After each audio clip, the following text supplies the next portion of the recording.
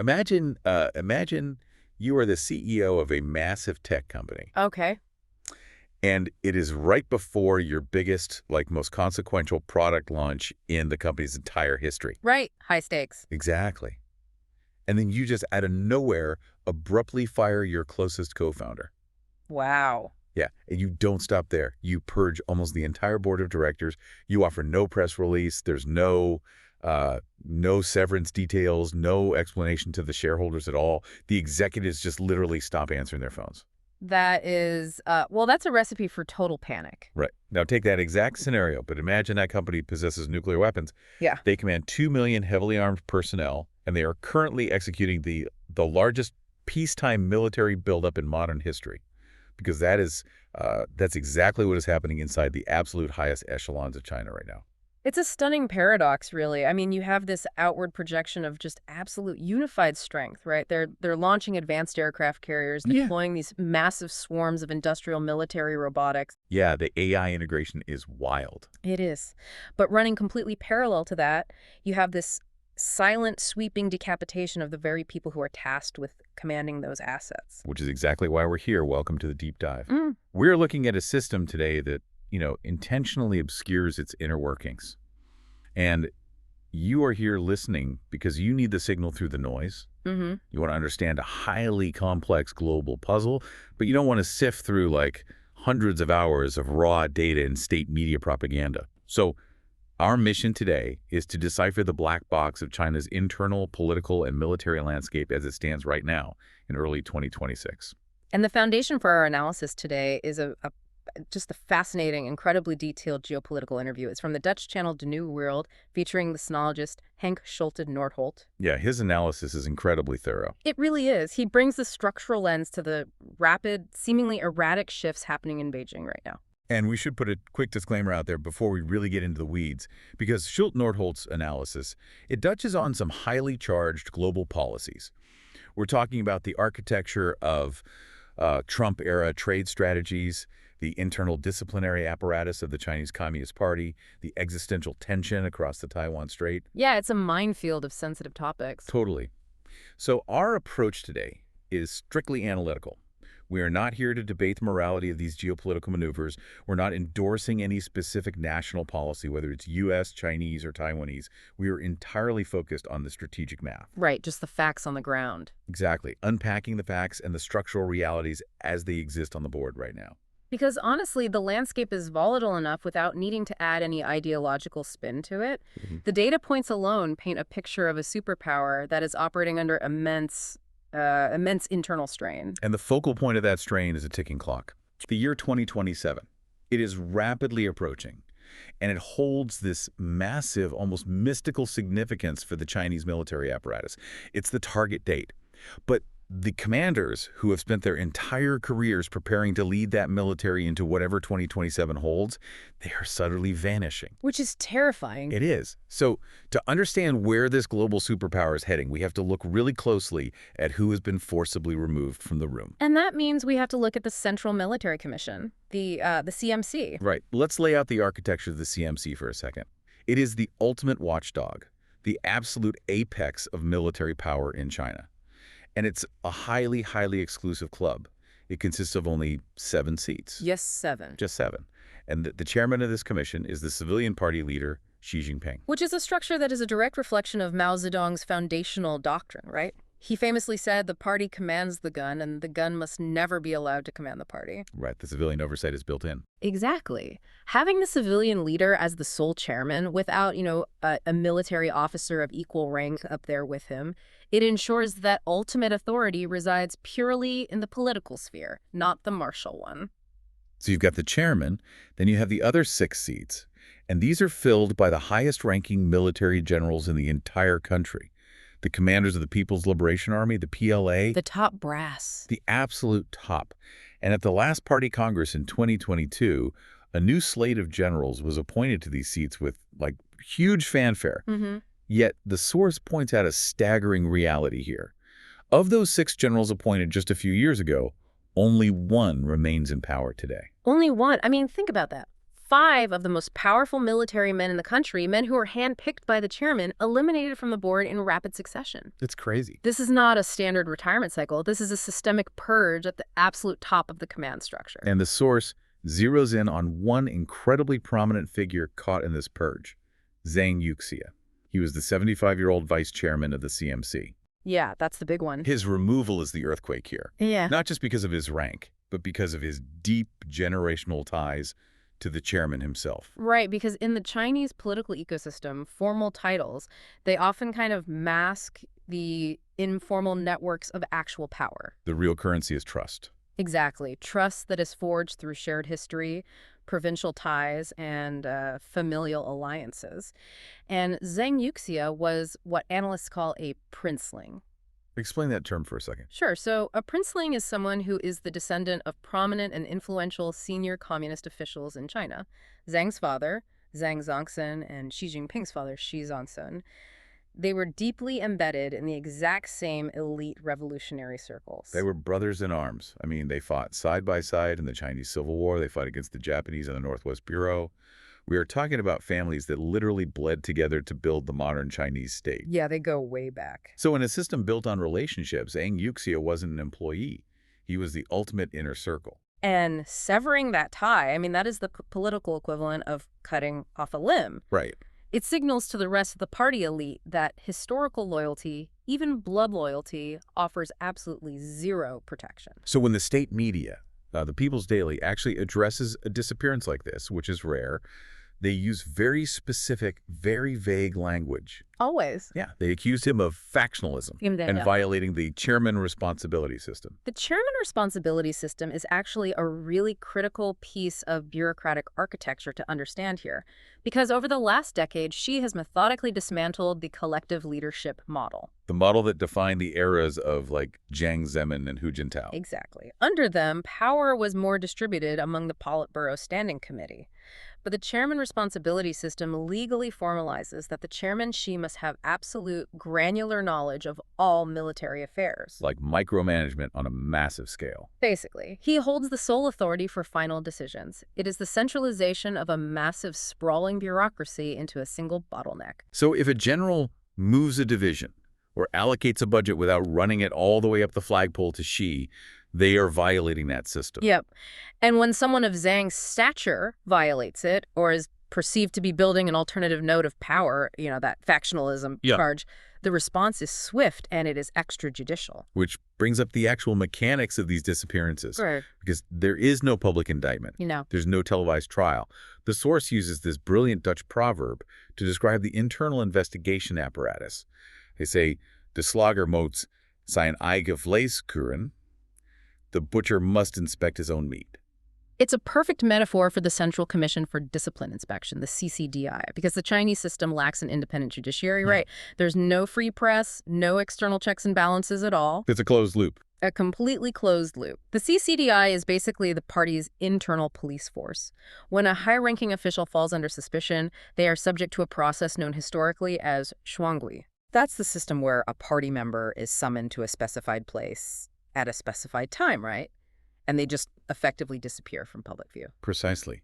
They are held in undisclosed locations, entirely outside the formal legal system, for months or even years sometimes. Wow. And they undergo intense interrogation to extract a confession. Only after the party has secured that confession and politically neutralized the individual are they handed over to the formal courts for a rubber stamp trial. So the message being sent to the remaining military brass is just terrifyingly clear. Obey or vanish. Right. But the core question here is still, why? Why target Zhang Yuxia now? We know the PLA is currently managing the world's second largest defense budget. They are pouring literally trillions of yuan into modernizing naval fleets, building advanced missile silos, deploying AI logistics. And naturally, with that kind of money, there is systemic corruption. Endemic corruption. I mean, the procurement process for a military of this scale, lacking independent parliamentary oversight, it is a breeding ground for graft.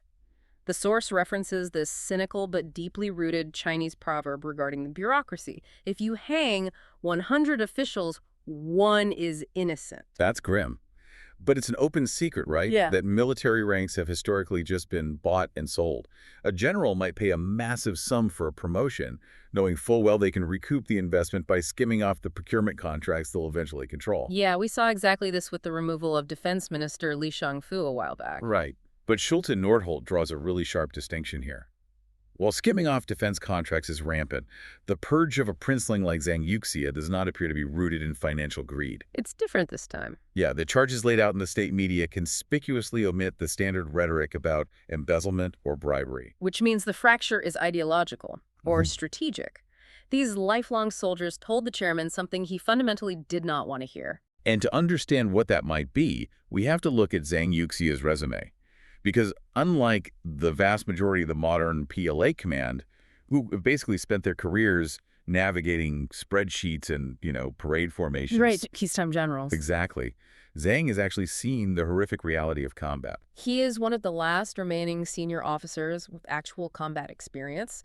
He fought as a young company commander in the 1979 Sino-Vietnamese War. Okay, let's dedicate some time to 1979, because it is an enormous ghost haunting the PLA that is rarely discussed in the West. Very rarely. Deng Xiaoping launched that war, essentially to teach Vietnam a lesson. After Vietnam invaded Cambodia and ousted the Beijing-backed Khmer Rouge, it was supposed to be a quick, punitive expedition. It was anything but quick. And the primary lesson learned was actually the severe deficiency of the Chinese military. The PLA invaded with massive numbers, relying on the old Maoist doctrine of people's war, basically human wave tactics. Throwing bodies at the problem. Right. But they were marching into a highly defensible, mountainous jungle against a Vietnamese military that was battle-hardened from decades of fighting the French and the Americans. And the logistics were a complete disaster for China. The PLA didn't even use a formal rank structure at the time because of Mao's egalitarian purges. Right. No ranks on the uniform. None. So when a commander was killed, the chain of command completely dissolved. Nobody knew who was supposed to give orders. They lacked basic modern communications. Artillery was sometimes being pulled by animals, and the Vietnamese localized militias who were armed with captured American M16s and Soviet AK-47s, they just devastated the Chinese columns. The casualty rates for the PLA were catastrophic. Absolutely brutal, though Beijing has never officially released the true numbers. But Zhang Yuxia survived that meat grinder. He saw thousands of young men shredded by artillery and ambushes because of poor planning and really ideological arrogance. And the hypothesis presented by the source is that Zhang, drawing on that visceral trauma, pushed back against Xi Jinping's aggressive posture and timelines regarding modern military action. A commander who has seen the friction of war firsthand, the way brilliant plans just disintegrate the moment the first shot is fired, is inherently more cautious than a political leader who is just looking at clean lines on a digital map. Right. Zhang likely argued that the PLA, despite its shiny new hardware, remains fundamentally untested in modern joint forces combat. But I have to challenge that caution, though, because we are talking about an analog war in a jungle 45 years ago. Sure. Today, the PLA is deploying autonomous drone swarms. They have cyber warfare divisions that can cripple power grids from a continent away, hypersonic missiles. Would a modern Chinese strategic planner really base their calculus on the failures of infantrymen in 1979? Doesn't the technological leap basically render that analog experience obsolete? It is a compelling counterargument, but military history suggests otherwise. Yeah, technology changes the speed and the range of warfare, but it does not eliminate the fundamental chaos, the fog of war, or the requirement to physically occupy contested space. The boots-on-the-ground aspect. Exactly. Drones can soften a target, and cyber attacks can blind an enemy, but ultimately, seizing an island requires putting vulnerable human beings into landing craft, crossing hostile water, and fighting through fortified positions. You still have to hold the ground. And holding ground bleeds troops, regardless of the software running the surveillance satellites. Exactly. And Zhang's hesitation wasn't about some hypothetical vague conflict. It was about a very specific geographic reality that dominates every single conversation in the CMC, Taiwan. Oh, right. And specifically the directive surrounding the year 2027. Right. The ticking clock we mentioned. Yeah. Xi Jinping has publicly stated that the PLA must be fully prepared and capable of taking Taiwan by 2027. He hasn't declared an invasion will happen on that date, but he has set it as the absolute deadline for the military to possess the overwhelming capacity to execute it successfully. Because the year is heavily loaded with historical and cultural weight. 2027 marks the 100-year anniversary of the founding of the People's Liberation Army. The centennial. Right. And in a political culture that really leverages historical milestones to legitimize current power, achieving the ultimate goal of national rejuvenation, which requires absorbing Taiwan on the Army's centennial, is a potent narrative. It's good PR. Yeah. And Schulte Nordholt also layers in this really fascinating cultural component here, the Chinese zodiac. Yes. 2026 is the year of the fire horse. And astrological symbolism still holds subtle but very real psychological weight there. The fire horse is historically associated with intense energy, turbulence, and bold, decisive action. It creates this atmosphere of destiny. Destiny. Wow. But while Beijing is looking at the stars and military centennials, the reality on the ground in Taiwan has fundamentally shifted. The window for the officially preferred outcome, which is peaceful reunification, is slamming shut. It's bolted shut, honestly. The demographic and psychological identity of Taiwan has undergone a total transformation over the last 2 decades. The source highlights a pretty snark metric. What's that? By 2026, roughly 80% of the population in Taiwan identifies purely as Taiwanese. Not as Chinese. Not as holding a dual identity, just Taiwanese. Let's trace how that happened, because it wasn't overnight. If you look at polling from the late 90s, the numbers were incredibly mixed. Very mixed. But as Taiwan fully transitioned out of martial law, that period known as the White Terror, and established a robust, vibrant democracy, an entirely new civic identity crystallized, the younger generations, they have only ever known democracy. Right. And they look across the strait at the political reality on the mainland, particularly the dismantling of civil liberties in Hong Kong after the imposition of the national security law. That was a huge turning point. Massive. They see that, and they see an existential threat to their way of life. The economic incentives that Beijing assumed would naturally draw Taiwan back into the fold, they've completely failed to overcome the desire for political self-determination. And that identity shift is reflected in the political leadership. The current ruling party in Taiwan, the DPP, the Democratic Progressive Party, has independence rooted deeply in its historical charter. Now, they're incredibly careful not to shout that from the rooftops. Right, because a formal, unilateral declaration of independence is the widely recognized casus belli. The red line. It is the red line that would legally obligate Beijing, under its own anti-secession law, to initiate military force. So the DPP maintains the status quo in name, but structurally. Taiwan has built an entirely different operating system. I always think about it like a roommate situation. It's not a roommate dispute over a shared lease. Taiwan is the load-bearing pillar of the global digital economy, and they have quietly upgraded to a completely distinct democratic operating system that is fundamentally incompatible with the mainland's authoritarian hardware. That's a great analogy. And that incompatibility creates a terrifying paradox for Xi Jinping. If peaceful assimilation is demographically and politically dead, the only remaining option to fulfill the legacy of reunification is kinetic force. War. But executing that force requires attempting the most complex military operation imaginable. Right. Let's break down the mechanics of the tactical nightmare that is an invasion of Taiwan, because it starts with just basic geography. The physical barrier is the Taiwan Strait, a body of water roughly 100 kilometers wide at its narrowest point. 100 kilometers of notoriously treacherous water. Yeah. The weather windows for a massive amphibious crossing are severely limited by typhoon seasons and monsoon patterns. You are looking at most, a couple of months a year where the sea state actually allows for the safe transit of thousands of flat-bottomed landing craft. And crossing the water is merely the transit phase. Right, that's just getting there. Once they approach the island, they face a military apparatus that has spent decades preparing for exactly this scenario. Taiwan has adopted what strategists call the porcupine strategy. The essence of the porcupine strategy is asymmetric warfare. Taiwan acknowledges, look, it cannot match the PLA's sheer tonnage in capital ships or fighter jets. They'll lose a numbers game. Every time. So instead of trying to fight a symmetrical war, they are investing in localized, highly lethal defense systems designed to inflict catastrophic casualties on an invading force before it ever establishes a beachhead.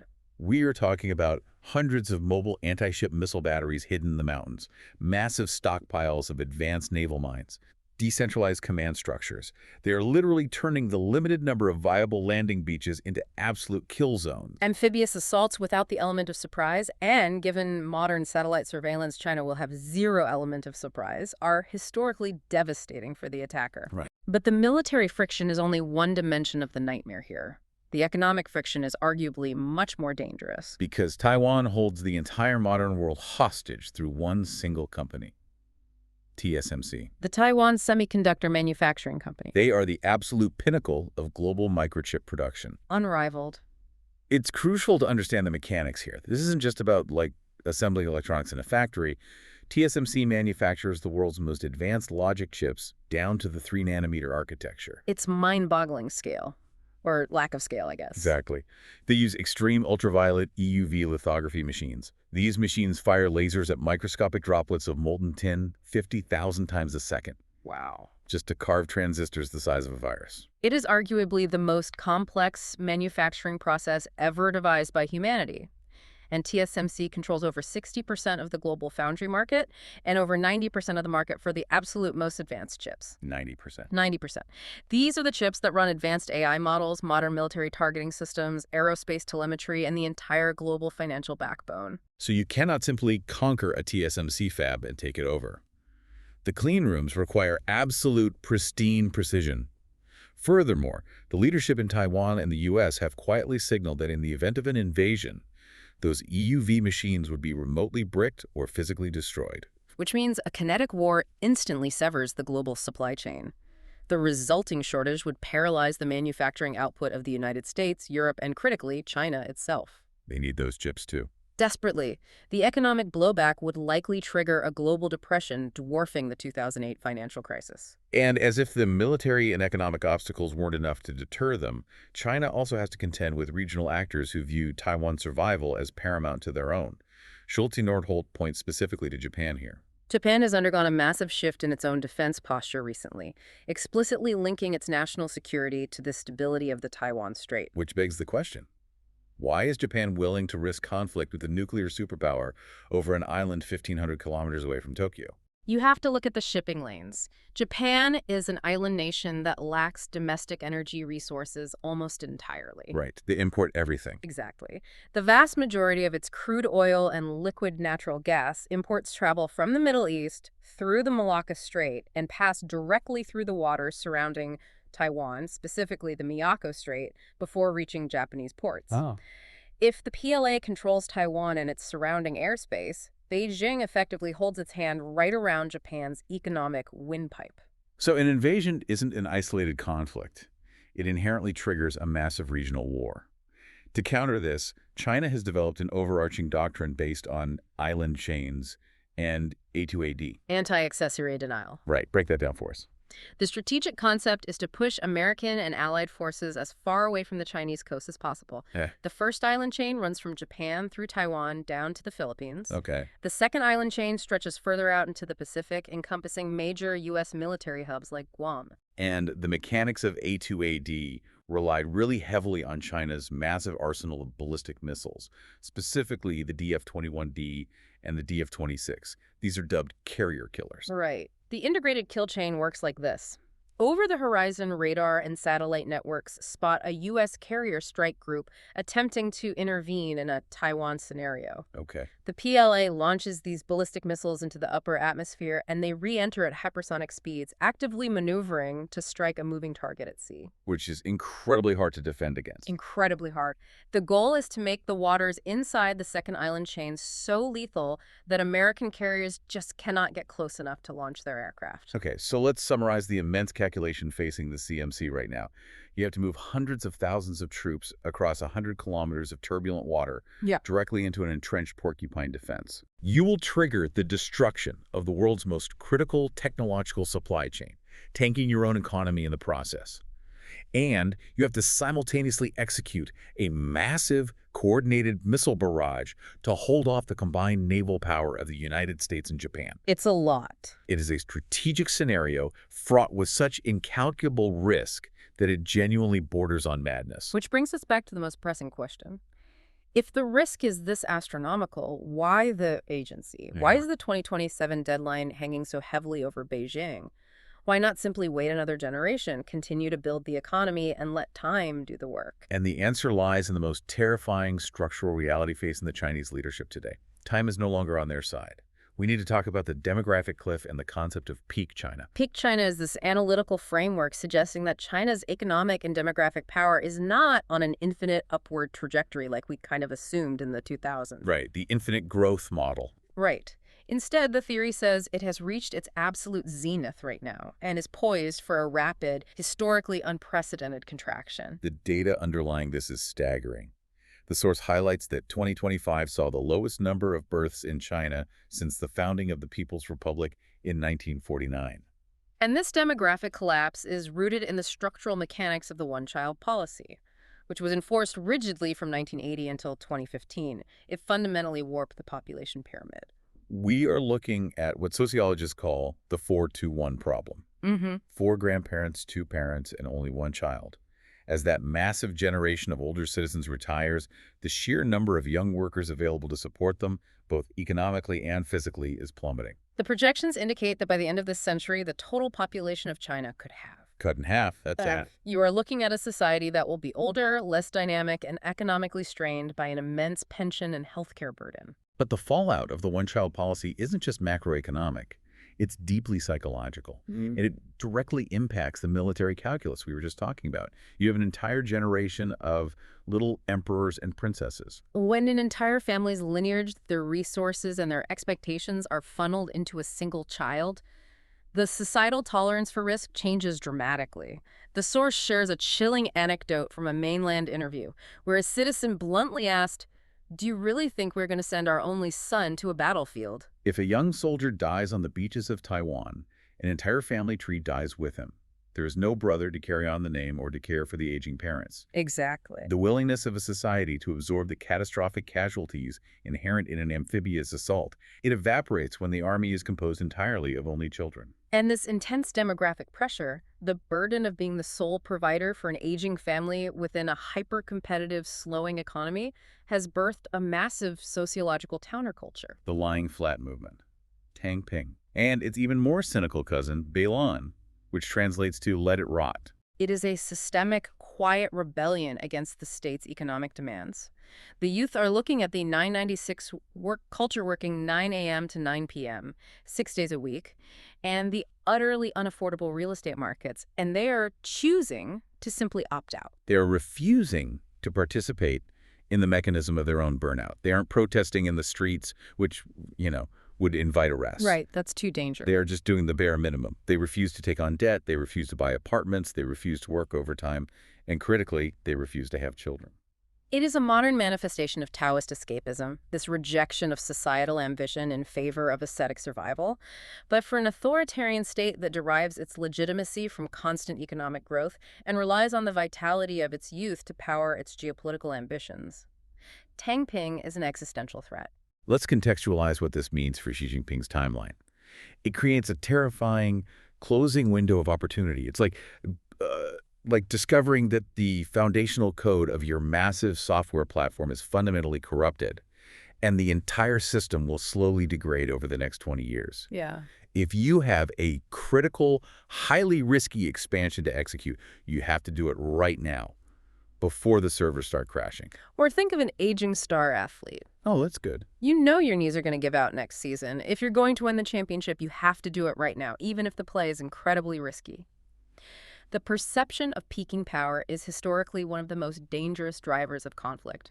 If a state believes it is stronger today than it will be tomorrow, the incentive for preemptive or aggressive action skyrockets. And China isn't just looking inward at a shrinking, exhausted population. They are looking outward at a global stage that is actively reorganizing to contain them, specifically the shifting architecture of United States foreign policy. The strategic environment is tightening.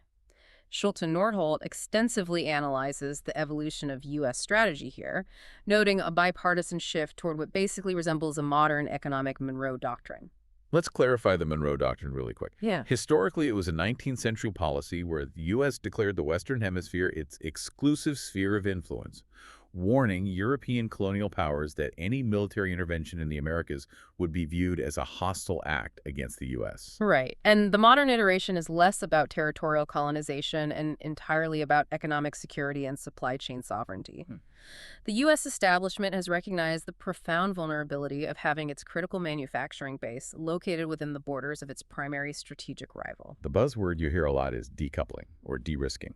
It began visibly with the aggressive tariff wars under the Trump administration, but it has evolved into a highly targeted quarantine of specific foundational technologies, like the export controls on advanced semiconductor equipment.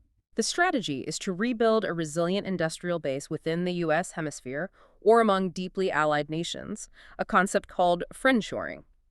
But as the source points out, this is a monumentally difficult task. Because you can't just pass a subsidy bill and expect a high-tech manufacturing ecosystem to materialize out of thin air. No, not at all. The West spent 50 years outsourcing this capacity. Yeah. It's not just the factories that are gone. It's the specialized metallurgy, the localized supply networks, the generational engineering expertise. Exactly. And China is acutely aware of its leverage here. When the U.S. applies tariff pressure, Beijing responds asymmetrically. The prime example the source cites is China's near monopoly on rare earth metals. Let's explain the mechanics of rare earths, because I feel like it's deeply misunderstood. It's not that these metals are incredibly rare in the Earth's crust. Right. California has plenty of them. The monopoly is in the processing. Transforming raw ore containing elements like neodymium or dysprosium into usable magnetic alloys requires hundreds of stages of highly toxic, chemically intensive solvent extraction. It's a dirty process. Extremely dirty. It produces massive amounts of radioactive wastewater. The West effectively offshored the environmental devastation of this process to China decades ago. And China heavily subsidized that industry to intentionally corner the global market. Yeah. Now, they control over 80% of the refinement capacity. These refined metals are the absolute prerequisite for F-35 fighter jets, nuclear submarines, electric vehicle motors, wind turbines. Everything modern, basically. Yeah. So when Beijing restricts the export of gallium or germanium, they are directly throttling the West's defense and green energy sectors. It is a potent retaliatory weapon, but the economic warfare cuts both ways. While China can squeeze the West on rare earths, the U.S. is leveraging its global naval supremacy to squeeze China's most critical vulnerability, which is energy. The Malacca dilemma. Precisely. China is an industrial juggernaut, but it is deeply starved for domestic energy. It imports massive quantities of crude oil, much of it from the Middle East. The source notes that roughly 25% of China's oil imports come from Iran alone. And almost all of that oil must pass through the Strait of Malacca, right? This narrow choke point between Malaysia and Indonesia that the U.S. Navy could easily blockade in the event of a conflict. Furthermore, the geopolitical pressure applied by the U.S. and its allies in the Middle East, specifically the sanctions and containment strategies targeting Iran, serves a dual purpose. What's that? Well, it isolates Tehran, obviously, but it also indirectly threatens the stability of China's primary energy lifeline. So the global board is highly interconnected. The U.S. is utilizing export controls, tariffs, and naval positioning to box China in. So what does this all mean? What is Beijing's ultimate desired end state?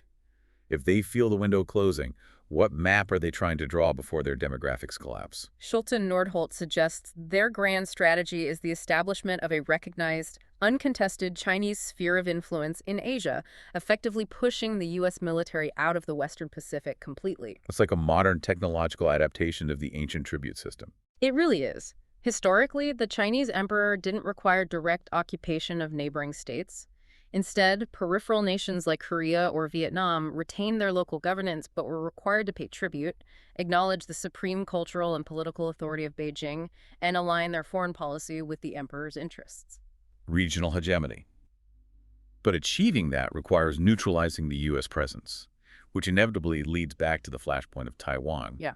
Yet if we synthesize all the structural math we've discussed, the staggering difficulty of an amphibious assault, the economic suicide of destroying TSMC, the energy vulnerability at Malacca, the demographic implosion, and the untested nature of the military initiating a war seems deeply irrational. From a purely pragmatic economic standpoint, it is profoundly irrational, which means the driving force must be located elsewhere.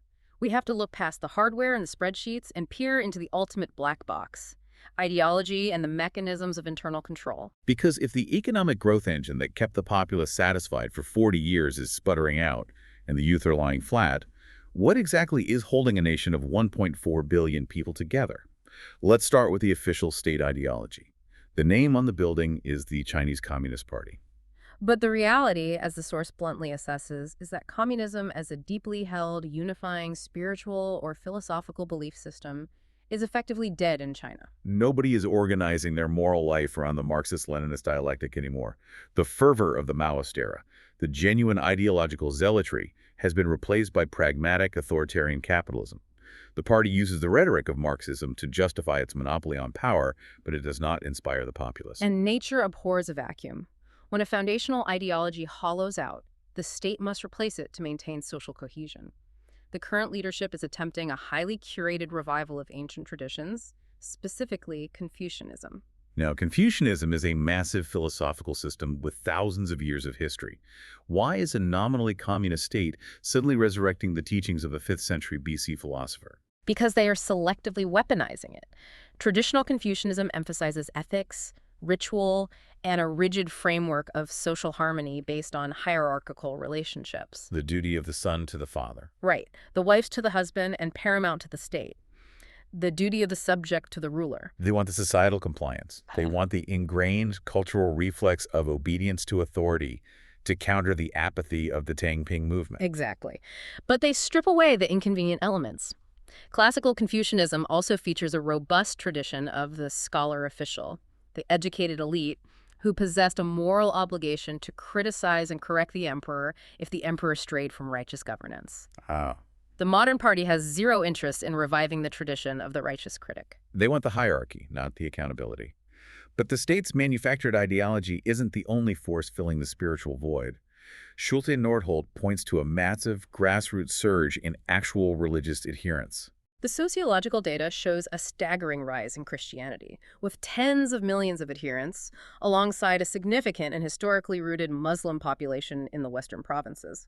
And to a totalitarian system, organic religion is absolutely terrifying. It is viewed as an existential threat because it represents an alternative locus of power. A religious community gathers independently, shares a moral framework separate from state doctrine, and, crucially, holds an ultimate loyalty to an authority higher than the party's secretary, whether that is a pope, an imam, or their own divine conscience. So how does the internal security apparatus handle tens of millions of citizens finding religion? They can't arrest all of them. No, they utilize a mechanism of aggressive co-optation known as synicization. They establish patriotic churches. The state creates official, heavily monitored, government-sanctioned versions of Catholicism, Protestantism, and Islam. The party insists on appointing the bishops, vetting the sermons, and ensuring that socialist core values are seamlessly integrated into the theology. The absolute prerequisite for practicing faith in China is that loyalty to the Chinese Communist Party supersedes any religious devotion. If you refuse to join the patriotic framework and instead attend an underground house church, you face immediate persecution, surveillance, and imprisonment. This relentless, paranoid drive to control every node of societal organization, from the boardroom to the altar, leads us to the single most brittle, dangerous vulnerability in the entire Chinese system today: the succession black box. For several decades following the catastrophic chaos of Mao Zedong's final years, the party instituted reforms to ensure stable, predictable transitions of power. Leaders like Jiang Zemin and Hu Jintao adhered to an informal but strictly observed two-term limit. It institutionalized the leadership. It ensured that the system was larger than any one personality, providing regular, peaceful turnovers of the Politburo. But Xi Jinping fundamentally dismantled that architecture. In 2018, he engineered the abolition of the presidential two-term limit. He is currently in his unprecedented third term, and he has consolidated personal power to a degree not witnessed since Mao. And the most glaring, terrifying outcome of that consolidation is that he has actively refused to name a successor. There is no heir apparent. The historical parallel here is incredibly dark. The source compares this dynamic directly to Mao. Throughout his decades of absolute rule, Mao only formally designated one successor, Lin Biao. The story of Lin Biao perfectly illustrates the lethal hazard of being number two in a paranoid autocracy. Lin was a brilliant military commander, but as his power grew, the paranoia between him and Mao intensified. In 1971, Lin Biao allegedly attempted a coup, failed, and attempted to flee the country. His plane crashed under mysterious circumstances in Mongolia. Naming a successor in a system driven by personality rather than constitutional law instantly creates a rival node of power. The successor becomes a magnet for ambitious factions looking to the future, which the current leader inevitably views as a threat. So Xi avoids the Lin Biao scenario by keeping the succession entirely opaque. But in doing so, he places a massive systemic risk on the entire nation. If a sudden health crisis or an accident were to remove him from the board tomorrow, there is no established constitutional mechanism, no clear heir to seamlessly take the reins. The resulting power vacuum would trigger a chaotic, potentially violent scramble among the remaining elite factions. And this is where the purge of the generals comes back into sharp, terrifying focus. In a succession crisis, the faction that controls the Central Military Commission controls the country. Because, as we established earlier, the PLA's constitutional mandate is not to defend the geographic state of China. Its explicit mandate is to defend the Chinese Communist Party. The military is the ultimate arbiter of political power. So when the chairman abruptly vanishes 5 of his top generals, including his lifelong princeling ally Zhang Yuxia, he is likely acting preemptively to ensure absolute, unquestioned loyalty of the gun, perhaps in anticipation of a deeply turbulent period ahead. When we weave all these threads together, the structural picture of China in 2026 is vastly different from the invincible monolith often portrayed in Western media. We see a system where the foundational pillars of long-term stability have crumbled. The unifying revolutionary ideology is dead. The institutional rules of peaceful succession have been incinerated. The unprecedented demographic dividend that built their modern economy has tipped over the cliff into rapid contraction. It is a superpower resting on a foundation of intense coercion, demographic anxiety, and hyper-centralized paranoia.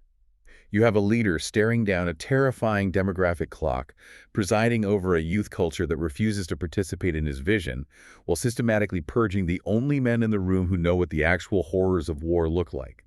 And all of this is happening as the year 2027 rapidly approaches, a highly symbolic deadline regarding an island democracy that has entirely forged its own separate identity. It is a profoundly volatile formula. Internal structural weakness is historically a potent catalyst for external aggression, as leaders seek a unifying nationalist crusade to distract from domestic decay. Before we sign off, I want to leave you with one final provocative reality to consider. Schulten Nordholt noted that the ultimate glue preventing this immense society from fracturing isn't communism, and it isn't even modern political nationalism. He identifies it as culturalism. The shared millennia of continuous written language, the deep reverence for ancestral lineage, and the profound enduring traditions that define the concept of being Chinese. But here is the critical variable you have to watch closely as the geopolitical tension mounts toward 2027. When a hyper-modernized generation, a generation exhausted by the crushing expectations of the 421 demographic trap, chooses to lie flat and passively reject the demands of the state, can ancient culturalism truly motivate them? Right. Can an appeal to ancestral glory convince an army of only children to endure the absolute devastation of a 21st century amphibious war for an island they have never known and an economic system that offers them so little? What happens when the immovable reality of demographic collapse meets the unstoppable force of an aging autocrat's final legacy? That is the structural collision that will define the trajectory of the 21st century. It is a complex, heavily layered world out there, but by examining the mechanisms beneath the headlines, the water is a little clearer. You now hold the structural keys to understanding the forces driving one of the globe's most consequential black boxes. Thank you for joining us on this deep dive. Take care.